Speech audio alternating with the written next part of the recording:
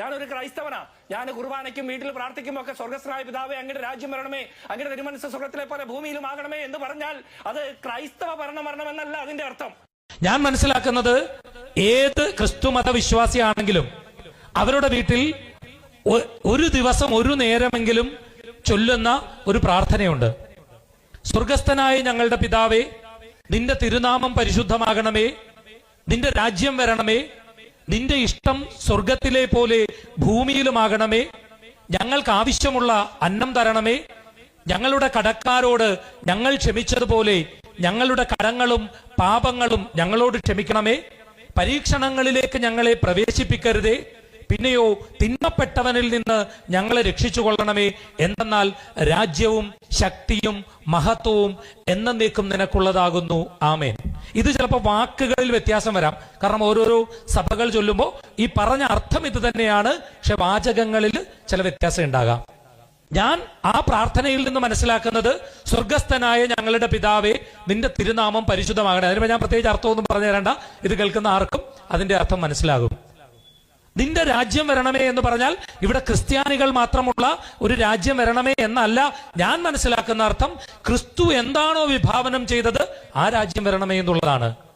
നന്മയുള്ള രാജ്യം വരണമേ എന്നാണ്, സമത്വമുള്ള രാജ്യം വരണമേ എന്നാണ്, സന്തോഷമുള്ള രാജ്യം വരണമേ എന്നാണ്, സാഹോദര്യമുള്ള രാജ്യം വരണമേ എന്നാണ്, പരസ്പരം വിദ്വേഷമില്ലാത്ത രാജ്യം വരണമേ എന്നാണ്, എല്ലാവരും ഒന്നുപോലെ കരുതുന്ന, ഒന്നുപോലെ ജീവിക്കുന്ന, പട്ടിണിയില്ലാത്ത, സമ്പന്നമായ, സമ്പുഷ്ടമായ, ആനന്ദമുള്ള, സന്തോഷമുള്ള രാജ്യം വരണമേ എന്നാണ്. നിന്റെ രാജ്യം വരണമേ എന്ന വാക്കിനെ ഞാൻ മനസ്സിലാക്കുന്നത് അത് തന്നെയാകും അതിന്റെ യഥാർത്ഥ അർത്ഥം എന്നാണ് എനിക്ക് മനസ്സിലാകുന്നത്. നിന്റെ ഇഷ്ടം സ്വർഗത്തിലെ പോലെ ഭൂമിയിലുമാകണമേ.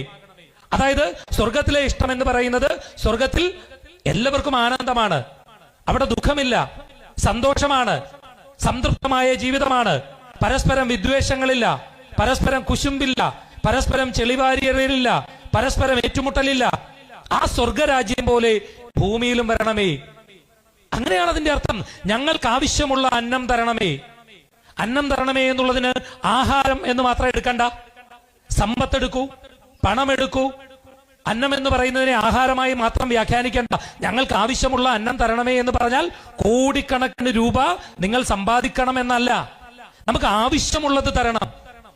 ആവശ്യത്തിന് എടുത്തതുകൊണ്ടാണ് നിന്നെ പോലെ നിന്റെ അയൽക്കാരനെയും സ്നേഹിക്കാൻ പറഞ്ഞത്. നിനക്ക് ആവശ്യത്തിന് എടുത്തിട്ട് നീ മറ്റൊരാളെ സ്നേഹിക്കണം. ആയൽക്കാരൻ ഹിന്ദു ആകരുതെന്നോ മുസ്ലിം ആകരുതെന്നോ പറഞ്ഞിട്ടില്ല.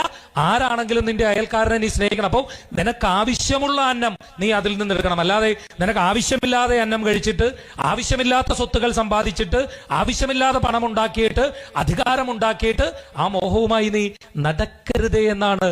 നിനക്ക് ആവശ്യമുള്ള അന്നം തരണമേ, അല്ലാതെ ആർഭാടത്തിൽ മാത്രം നടക്കണമെന്നല്ല.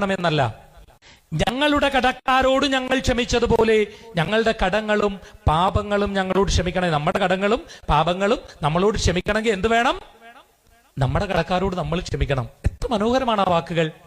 നിങ്ങൾ നിങ്ങളുടെ കടക്കാരോട് ക്ഷമിച്ചെങ്കിലേ നിങ്ങളുടെ കടങ്ങളും പാപങ്ങളും നിങ്ങളോടും ക്ഷമിക്കുകയുള്ളൂ.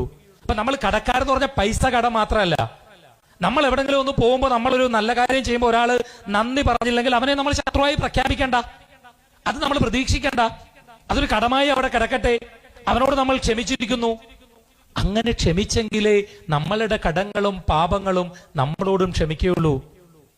പരീക്ഷണങ്ങളിലേക്ക് ഞങ്ങളെ പ്രവേശിപ്പിക്കരുതേ, പ്രതിസന്ധികളിലേക്ക്, വലിയ പ്രശ്നങ്ങളിലേക്ക്, വലിയ ബുദ്ധിമുട്ടുകളിലേക്ക്, വലിയ അപവാദങ്ങളിലേക്ക്, വലിയ വിപത്തുകളിലേക്ക് ഞങ്ങളെ പ്രവേശിപ്പിക്കരുതേ. എന്തെന്നാൽ രാജ്യവും ശക്തിയും മഹത്വവും എന്നേക്കും നിനക്കുള്ളതാകുന്നു എന്ന് പറഞ്ഞാണ് ആ പ്രാർത്ഥന അവസാനിക്കുന്നത്. ഈ പ്രാർത്ഥനയിൽ നിന്ന് ഞാൻ മനസ്സിലാക്കുന്നത്, ഞാൻ തിരിച്ചറിയുന്നത് അതിലൊരു മതവിദ്വേഷവും ഇല്ല.